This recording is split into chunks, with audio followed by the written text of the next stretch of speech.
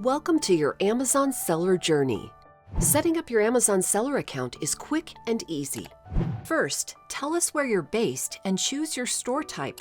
Please have your legal documents ready. Check our help pages if needed.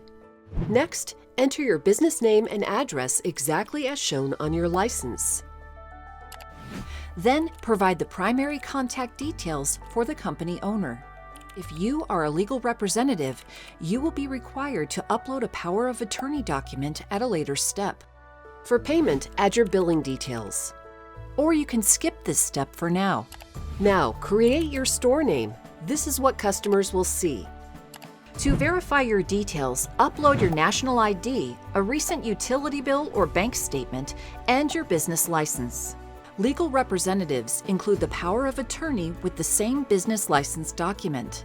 Finally, choose a quick verification method, instant verification with photos, or a simple video recording. Make sure to have a good camera for clear verification.